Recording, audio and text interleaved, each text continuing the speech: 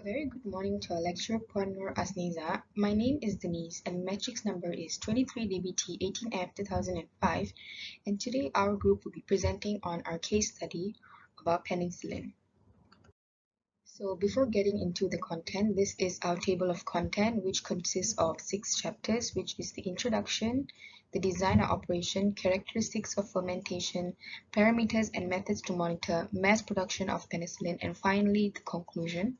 So without further ado, we will go into the introduction.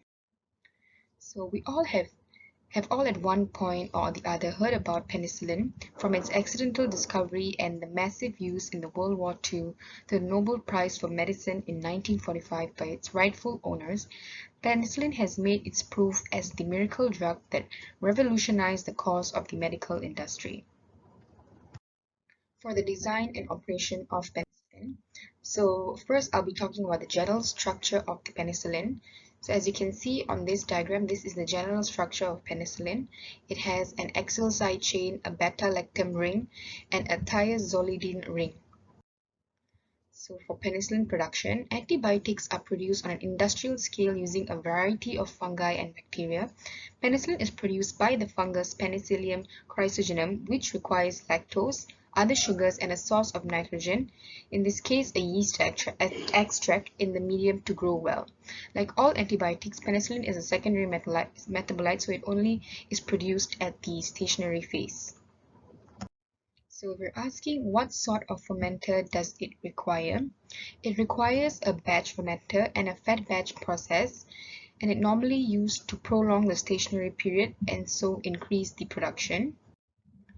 So downstream processing is relatively easy since penicillin is secreted into the medium to kill all the other cells, so there is no need to break open the fungal cells. However, the product needs to be very pure since it's being used in the therapeutic medical drug, so it is dissolved and then precipitated as a potassium salt to separate it from other substances in the medium. So this is the main bioreactor configuration, starting with the sterilization steam inlet. The fermenter and culture medium are sterilized before penicillium is added. Then you can see for the second one is the nutrient inlet. The medium containing the nutrients for the growth of penicillium is added there. Then would be the inoculum inlet, which this is where the penicillium is added to start the fermentation. We can see below on the side of the bioreactor there's something called a thermocouple, also known as a thermometer. It measures the temperature of the fermenting medium. And then right at the very end there's a cooling water inlet. The penicillium produces heat as it grows, so the temperature is monitored and the cooling water runs through the outer jacket if necessary to keep the temperature at an optimum level. So right at the top is the motor to turn the pedal and mix the contents, and then the pH control reservoir. The buffers are often added to prevent conditions becoming too alkaline, which reduces the production of penicillin. And then we have the sterilizing steam outlet, gas exhaust outlet, that's to prevent any pressure buildup so that it doesn't get too pressurized and burst. So you need a gas exhaust outlet. So the next one would be the cooling water outlet. And then on the other side of the thermometer there's the baffle, which creates turbulence to mix the content. Then right below it we have the paddle, which mixes the contents and creates smaller air bubbles. And finally the filtered air inlet, which is the penicillium respires aerobically, so it needs oxygen. And the final one would be the harvesting line. So after production, the resulting penicillin, also called penicillin G, can be chemically and enzymatically modified to make a variety of penicillins with slightly different properties. So without further ado, I'll go into the characteristics of fermentation. Penicillin is actually an aerobic organism, so the oxygen supply is critical and the reactor must have efficient oxygen supply system. And the optimum pH level growth for penicillin is about 6.5, so we have to maintain the pH efficiently. That's why in the main bioreactor there's a pH controller and an acid-base reservoir. And strain stability problems, mutations, carefully strain maintenance is required, and biomass doubling is about 6 hours. Provisions must be made. So the next slides will be presented by my groupmate Kartika. Thank you. Good evening everyone, my name is Kartika. So I will be continue talking about the media consideration. The aim of the media is to provide all the elements required for the synthesis of cell materials and the formation of the desired product, and to provide a favorable environment for the culture in the question, and finally to be cost effective. Microorganisms require carbon, hydrogen, oxygen, sulfur and nitrogen for cell growth and cell maintenance. They also require small amounts of trace elements such as copper, manganese and carbon monoxide, frequently depend on the water source, or growth factors such as vitamins or amino acids. Penicillium chrysogenum that produce antibiotics, enzymes or other secondary metabolites frequently require precursors like purine, pyrimidine bases or organic acids to produce metabolites. Moving to the media formulation, the pH should be 6.5, temperature should be around 20 to 24 degrees Celsius, oxygen, nitrogen, corn seed liquor 8.5%, glucose 1%, 80% of ethanol, phenylacetic acid, proban acid, lactose 1%, calcium carbonate 1%, sodium hydrogen phosphate 0.4% and anti-foaming agent which is vegetable oil. Next is the parameters and its methods to monitor. This table shows the different parameters in a bioreactor. The volume 300 to 500 meter cube made from stainless steel. Agitation provided at a rate of 100 to 300 rpm, and the temperature will be controlled by using cooling coils. And the parameters monitoring, dissolved oxygen and other parameters should be continuously controlled. This is achieved by the withdrawal of small volumes of broth in the fermenter. Aeration, vigorous supplied from the bottom of fermenters by ring or tube sparges. And the common problems are due to the high viscosity of the broth.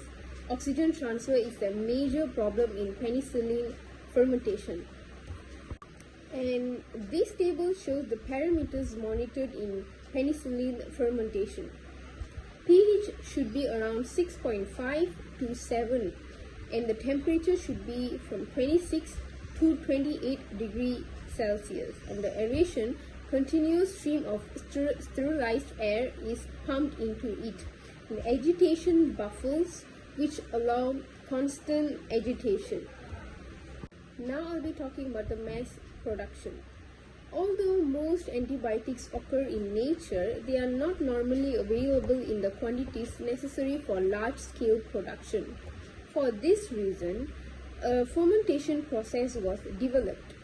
It involves isolating a desired microorganism, fueling growth of the culture, and refining and isolating the final antibiotic product.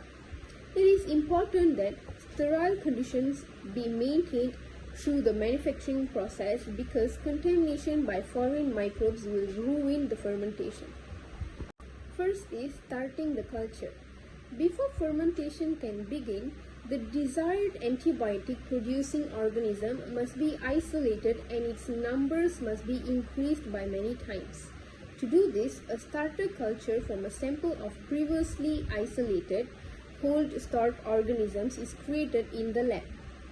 In order to grow the initial culture, a sample of the organism is transferred to an agar containing plate. The initial culture is then put into shake flask along with the food and other nutrients necessary for the growth. This creates a suspension which can be transferred to seed tanks for further growth. The seed tanks are steel tanks designed to provide an ideal environment for growing microorganisms. They are filled with all the things the specific microorganisms would need to survive and thrive, including warm water and carbohydrates, foods like lactose or glucose sugars. Additionally, they contain other necessary carbon sources such as acetic acid, alcohols or hydrocarbons, and nitrogen sources like ammonia salts. Growth factors like vitamins, amino acids, and minor nutrients round out the composition of the seed tank contents. The seed tanks are equipped with mixers which keep the growth medium moving and a pump to deliver the sterilized filter air. After 24 to 28 hours, the material in the seed tanks is transferred to the primary fermentation tank. This diagram shows the whole process of it. Next is the fermentation. The fermentation tank is essentially a larger version of the steel seed tank, which is able to hold about 30,000 gallons. It is filled with the same growth media found in the seed tank and also provides an environment conducive to growth. Here the microorganisms are allowed to grow and multiply. During this process, they excrete large quantities of the desired antibiotic. The tanks are cooled to keep the temperature between 73 to 81 Fahrenheit, which is from 23 to 27.2 degrees Celsius. It is constantly agitated and a continuous stream of sterilized air is pumped into it. For this reason, anti-foaming agents are periodically added. Since pH control is vital for optimal growth, acids or bases are added to the tank as necessary. Next is isolation and purification. After 3 to 5 days, the maximum amount of antibiotic will have been produced and the isolation process can begin. Depending on the specific antibiotic produced, the fermentation broth is processed by various purification methods. For example, for antibiotic compounds that are water soluble, an ion exchange method may be used for purification. In this method, the compound is first separated from the waste organic materials in broth and then sent through equipment which separates the other water soluble compounds from the desired one. To isolate an oil soluble antibiotic such as penicillin, a solvent extraction method is used. In this method, the broth is treated with organic solvents such as butyl acetate and methyl isobutyl ketone, which can specifically dissolve the antibiotic. The dissolved antibiotic is then recovered using various organic chemical means. At the end of this step, the manufacturer is typically left with a purified powdered form of the antibiotic, which can be further refined into different product types. So next is refining. Antibiotic products can take on many different forms. They can be sold in solutions for intravenous bags or syringes in pill or gel capsule form, or they may be sold as powders which are incorporated into typical ointments. Depending on the final form of the antibiotic, various refining steps may be taken after the initial isolation. For intravenous bags, the crystalline antibiotic can be dissolved in a solution put in the bag, which is then hermetically sealed. For gel capsules, the powdered antibiotic is physically filled into the bottom half of a capsule, then the top half is mechanically put in place. When used in topical ointments, the antibiotic is mixed into the ointment. From this point, the antibiotic product is transported to the final packaging stations. Here are the products are stacked and put in boxes. They are loaded up on trucks and transported to various distributors, hospitals, and pharmacies. The entire process of fermentation, recovery, and processing can take anywhere from 5 to 8 days. This diagram shows the isolation, purification, and refining process. This slide is about the problems that might occur during developing the product in mass production. The first one is the fermenter's internal environment will be hard to control. they must be very sensitive, otherwise you would lose the whole bench. Secondly, the effect of temperature. Temperature inside the fermenter increases with the growth rate and metabolic activity. Thus, the major transfer difficulty and metabolic heat driven temperature rise are the major challenges occurring. If there isn't an efficient system to remove the heat generated, this will adversely affect the product formation and growth. Heat generated due to metabolic processes of microbes harms the growth most, which needs to be removed from bioreactor to avoid the loss of growth and product yield due to overheating. And the final one is the effect of sterilization.